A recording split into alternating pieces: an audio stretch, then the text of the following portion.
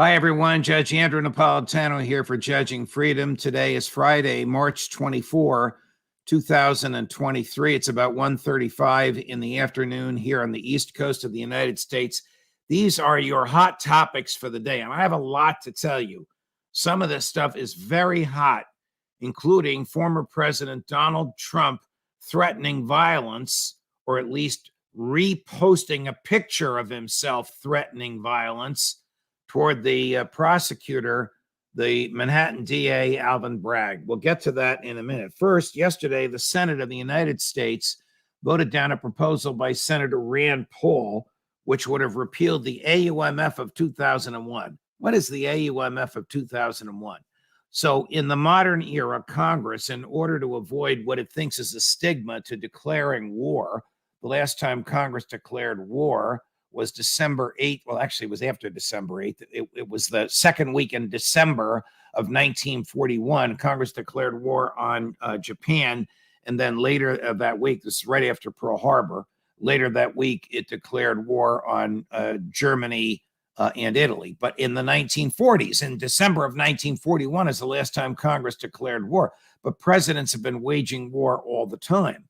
In the modern era, Congress came up with something called AUMF, Authorization to Use Military Force, AUMF. There are four of them that Congress enacted since 9/11.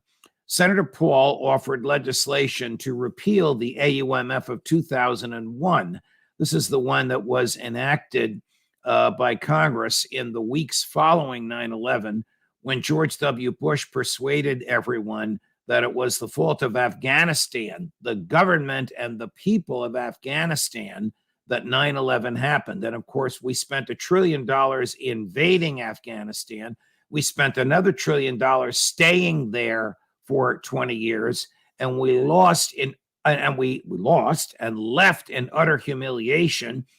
Afghanistan is now the same repressive, male-dominated, suffocating society that it was 20 years ago after we tried to destroy it. You hear a lot about Afghanistan this week because this is the 20th anniversary of the successful, at the time, that is, military takeover of Afghanistan. This is the 20th anniversary of the invasion of Iraq, but you hear a lot about Iraq and Afghanistan. Why does the government still need an authorization to use military force? And what's the difference between an AUMF and a declaration of war? These AUMFs are unconstitutional. I'll tell you why. A declaration of war has a beginning and an end point. So the declarations of war against Japan, Germany, and Italy stopped as soon as Japan, Germany, and Italy ended. So Harry Truman couldn't reinvade Japan or reinvade Italy or reinvade Germany. Once they had surrendered, his authority to wage those wars was over. An AUMF is without end. So the AUMF of 2001, which George W. Bush used to as legal authority to invade Afghanistan, was used by Barack Obama to justify invading Libya, was used by Donald Trump to justify sending drones to kill General Soleimani, the Iranian general, peacefully on his way to have lunch with an Iraqi counterpart in Iraq, and was used by President Biden to kill one of Osama bin Laden's henchmen, the doctor Ayman al-Zawahiri, 70 years old, out of the game, fully retired, standing on the porch of his house saying his prayers, surrounded by a dozen American agents who could easily have captured him if you want to put him on trial for 9/11. Instead, they blew him away, and Joe Biden used the AUMF, the authorization to use military force, as a justification for it. Tell me Rand Paul isn't correct. This is a courageous and proper thing for him to do, because Congress is utterly out of control if it thinks that a 20-year-old dispute since ended in ignominious defeat and the loss of 1 million lives and the loss of $2 trillion of money borrowed in your name can still be the law of the land. You would think that this thing would pass with flying colors. You'd be wrong. yesterday, it lost. It had in the Senate 9 votes in favor and 86 votes against it. Senator Paul and a few progressive Democrats and a few libertarian-ish Republicans voted in favor of this. And everybody else, all the big government types and both the Republican and Democratic parties, the leadership of both parties in the Senate, a gang of 8, the people who run the Intelligence Committee in the Senate, they all voted against this. They all want to give presidents, whether it's Joe Biden or Donald Trump or Ron DeSantis or Bernie Sanders or fill in the blank, whoever becomes president in the future, to have this ancient, outdated, destructive, unlawful, unconstitutional authority to kill whoever he wants. That's where we are today with a Senate that humiliated Senator Paul. But more than that, he's a tough guy, as you know. He'll sleep like a baby at night. Humiliated the Constitution they have sworn to uphold. While we're talking about war, a U.S. contractor and 5 U.S. contractor was killed, and 5 U.S. servicemen, they wouldn't even tell us what branch of the military they're in, was wounded in Syria. What is a military contractor? Private army. We keep criticizing Saddam Hussein for having a private army. Guess what? We have private armies that we use as well, and the government pays them.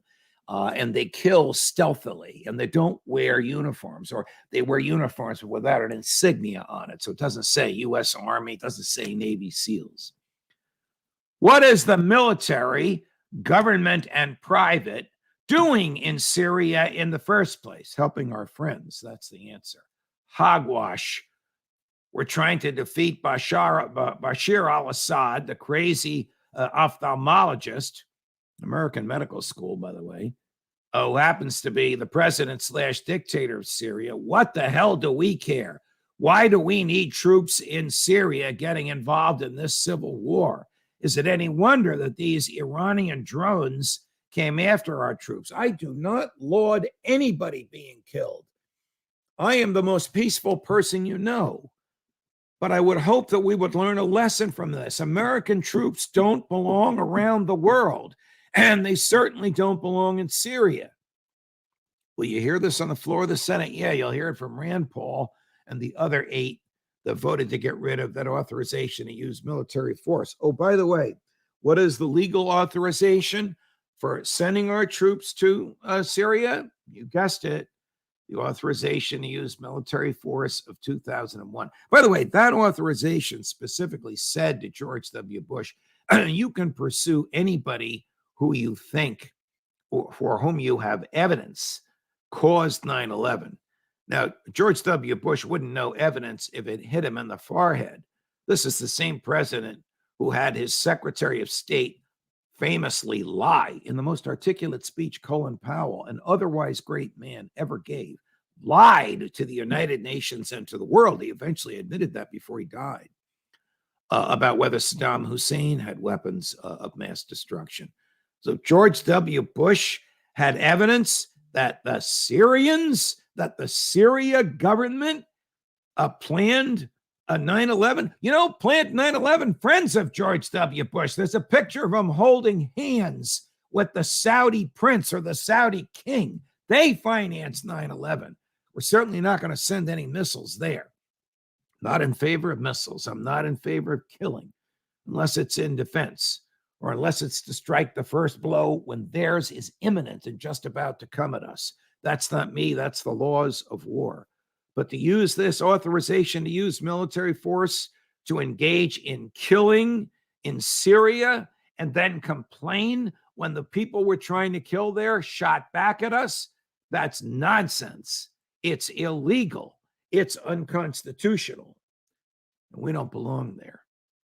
I'll tell you what else is unconstitutional. We all know of these mass shootings in America. I don't even know if you remember this one. Ethan Crumbley in Minnesota took his parents' gun, which they let him have, which they gave him, and he killed some classmates. Now, he's 15 years old. He's going to be tried as an adult, and he should. But an appellate court just ruled last night that the parents can be tried for murder. Well, this is insane. This is what's known as vicarious liability, where someone is legally liable for the behavior of someone else. The courts disfavor it. It's wrong to say it is the parents' fault. It may be the parents' fault for giving him the gun. These parents may have engaged in abusive behavior towards their child. They clearly endangered the welfare of a child. These are separate crimes for which the parents can be charged. The parents have been in jail for 1.5 years, by the way. Of course, he's in a jail cell on the other side of town where juveniles are kept. They haven't seen each other. The husband and the wife can't see each other except in the courtroom or through Zoom. And the kid can't see the parents. Tell me that's not going to destroy them psychologically. But should the parents be tried for murder? Should anybody be tried for murder when the murder is committed by a gun and they didn't pull the trigger? Of course not. This is reprehensible that the government wants to do this. The problem with guns is that there are not enough of them. The problem with guns is that when they're in school, it's like shooting fish in a barrel because the schools won't allow teachers and staff and custodians and police. In New Jersey, by the way, when the police are in school, they have to surrender their guns before they enter the building. I mean, how insane is that? But New Jersey is a crazy place when it comes to guns.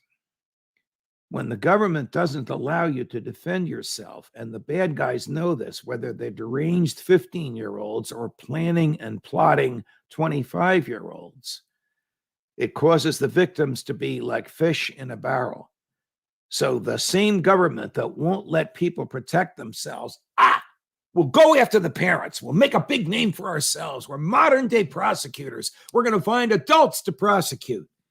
This is simply outrageous, unfortunate, illegal, and unconstitutional. I don't know anything about the parents. I don't know anything about their relationship to the kid. Their lives are destroyed. Their torment in jail is hard for one to imagine. But to prosecute them for manslaughter when they didn't pull the trigger is simply wrong, and the courts are wrong to allow it. Maybe a jury, which no doubt will convict the son. The evidence of his guilt is overwhelming, unless there's an insanity defense, in which case it's going to depend on what the psychiatrists tell the jury. I hope that a jury basically says to the government, go home, leave the parents alone. Their kid is going to be in jail for the rest of his life, and their kid slaughtered innocents, and they have to live with it. That's punishment enough. Republicans in the House passed the Parents' Bill of Rights, measure which would require school districts to post publicly information about curriculum for students, including the books the students will read. Okay, it would be very nice if when you send your children to a government school, you knew what courses they were going to take and what books they were going to read. I don't have children, but if I did, I would want to know that. Well, I wouldn't send my children to government schools. You heard me talk about government schools.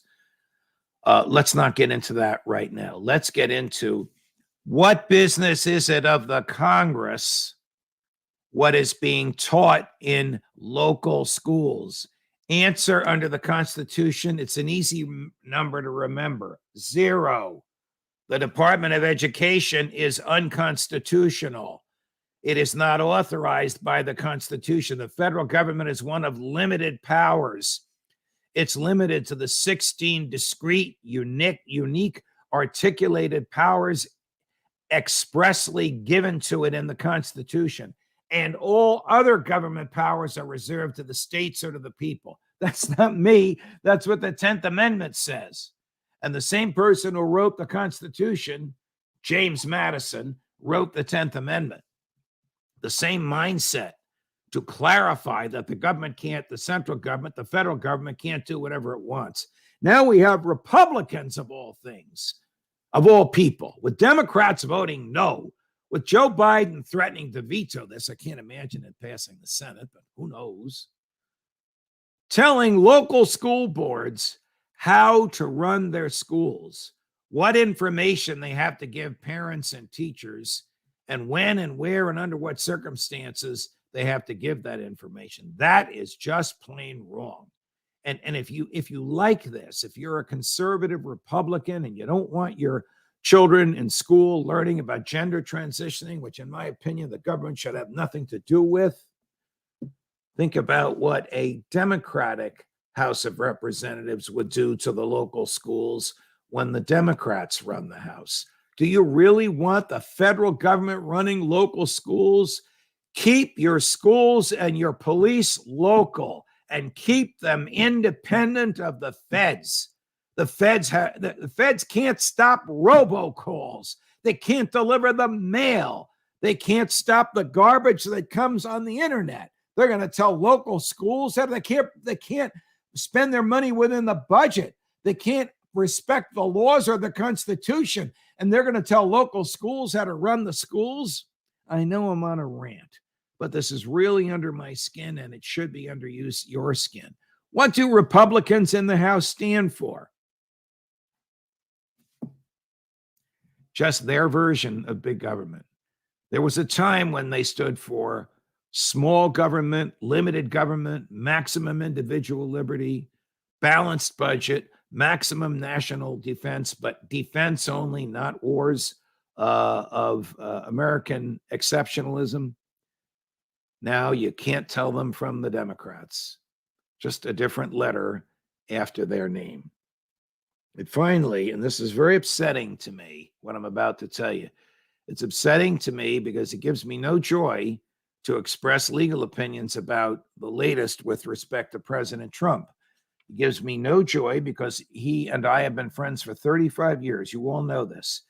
He called me many times, including from Air Force One, which is an interesting story I'll recount someday, from the White House, or while he was president, from the White House operator and from his personal cell phone. And we discussed a lot of public policy and even some personal issues involving him, which I won't repeat. And I cherished that friendship, even though I disagreed with him a lot. I disagreed in public when I was on Fox News. He didn't like a lot of what I said, and he called me up about it, and we'd hash it out. And we disagreed in private on the phone. So it doesn't give me any joy to say this, but his latest behavior could very well trigger, when he's indicted, not if, when he's indicted by a Manhattan grand jury, his latest behavior could very well trigger a judge to decide to incarcerate him and not to give him any bail. And if the judge did that, it would be well grounded under the law. And here's why. The criminal defendant cannot threaten the prosecutor. Before I get to the threat, before I show you a picture of the threat that some entity called nationallife.com, I never heard of them, they created the picture, and Donald Trump reposted the picture. Before we get to that, let me tell you what's happening to President Trump as we speak. This is the first time in modern history, in the post-World War II, that what I'm about to tell you has happened to a criminal defendant. There's a lot of lawyers representing him. He's got Joe Tacopina in New York. He's got a team of lawyers representing him in D.C. for January 6th. He's got Drew Findling. Joe and Drew are friends of mine. They're both excellent, superb lawyers. He's got Drew Findling and a team representing him in Atlanta. And he's got Evan Corcoran and a team from Florida representing him in Florida and in D.C., because the investigations are in both places for the documents in Mar-a-Lago. Documents in Mar-a-Lago, two classes of charges. One is keeping, retaining, moving, and using national defense information out of a certified, secure federal facility. That is criminal always and everywhere for anyone, including the incumbent president, to do. So even as the sitting president of the United States, he can't take NDI, national defense information, to Mar-a-Lago. That can only be viewed in a secure federal facility, of which the living quarters in the White House, of course, is one, as is the Oval Office, as are many other federal facilities around the country. But Mar-a-Lago is not one of them. What is NDI? It assesses the ability of the United States to defend itself In this case, it assesses the ability of Israel to defend itself, Iran to defend itself, and Ukraine to defend itself. And it includes in there the methods and sources, the names of the human beings that gave this information to the CIA. Most of these people are double agents. They work for the Mossad and the CIA. They work for the Revolutionary Guard in Iran and the CIA. They'd be killed if they were caught doing this. They work for the Ukrainian intelligence and the CIA. This is what Donald Trump had. Obviously, criminal to possess. The other category of crimes is obstruction of justice by hiding documents, knowing the feds are coming looking for it. That's what's happening today. Donald Trump's chief lawyer, not his former lawyer, his current chief lawyer in the Mar-a-Lago case, Evan Corcoran, a well-respected former federal prosecutor, as I speak, is sitting before a federal grand jury in Washington, D.C., and sharing with the grand jury and the federal prosecutors his entire file on the case. What Donald Trump told him, what he told Donald Trump, and he's answering questions about it. How on earth could a criminal defense lawyer be compelled to reveal all this about his client while he's still representing the client? Okay. You're a lawyer, client comes to you and says, I just robbed a bank. What are my defenses? That phrase, I just robbed a bank, is secret. It's privileged. It's protected by the attorney-client privilege. And if the lawyer is put under oath, he can't and may not, under penalty of losing his license, reveal it. But if the client comes to you and says, I plan to rob a bank, what are my defenses? Not only is that not protected by the attorney-client privilege, but the lawyer is required to report it. That's called the crime fraud exception. When the client plans to use or does use the information the lawyer gave him to perpetrate a fraud on the government or on a private person or to commit a crime. So Jack Smith, whether you like him or not, he's the head prosecutor, the guy with the beard, appointed by Merrick Garland, former American prosecutor at the International Criminal Court in The Hague, even though the U.S. is not a party to that court, made a motion before a federal judge to compel Evan Corcoran to prosecute. Corcoran said, go take a hike, attorney-client privilege. Jack Smith said, crime fraud exception. Federal judge said, okay, you got to prove the crime fraud exception. And they held a trial, a secret trial at which Evan Corcoran, Trump's present lawyer, was represented by lawyers, and Jack Smith was represented by lawyers, and they called witnesses. And the federal judge, after hearing the witnesses, said, you know what? Your client, Donald Trump, lied to you, and he used your information to commit a crime. And therefore, he used what you told him to commit a crime. Therefore, there is no attorney-client privilege. Therefore, you're going to testify. He and his lawyers appealed that to a federal appellate court, 3-judge panel. They ruled unanimously. The trial judge was correct. Mr. Corcoran, you will testify. And as we speak, he's testifying. That's what's going on as we speak. Now I'm going to show you a picture of what Donald Trump retweeted, reposted just a few hours ago. There he is with a baseball bat, looking at a gentleman with a goatee and eyeglasses. That gentleman with the goatee and eyeglasses is Alvin Bragg, the Manhattan DA, who is within days of asking the grand jury to indict Donald Trump. Is that a threat to harm or intimidate the prosecutor? You know what? It may very well be. And if the judge to whom the case is assigned, once Trump is indicted, finds that it is a threat, guess what that means? The unthinkable, no bail.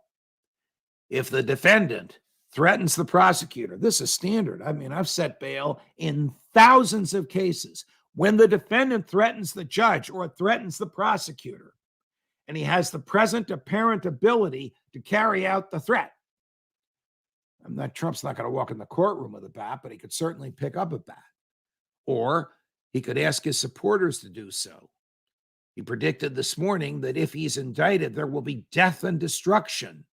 His phrase, I'm quoting him literally, death ampersand destruction as a result of his indictment. All of this could very well be interpreted to produce two results. One, when he is indicted and does appear in jail, in court, no bail. That means orange jumpsuit and a jail cell. Again, it's unthinkable. A jail cell guarded by Secret Service agents, unheard of. Two, it could result in another charge brought by the grand jury, which is an attempt to intimidate, threaten the criminal justice process. That's why I said it gives me no joy to say this. I really wish he would restrain himself. You don't win votes by threatening the government. You don't win criminal cases by threatening the government. You win votes by saying what you will do as president, and hopefully that doesn't mean hit people with bats and threaten destruction and death.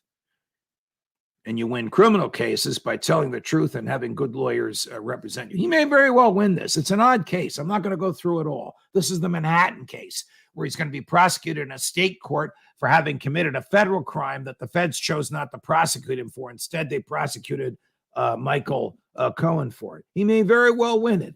There's absolutely no reason to go through all of these threats. They undermine the system and they weaken your defense. I'm going to end with more as we get it. I can't imagine what more we're going to get today. Jack Posobiec in a few minutes, a young man who has a strong libertarian following, a former naval intelligence agent who loves to expose what his former buddies are now up to. More as we get it. Judge Napolitano, Judging Freedom.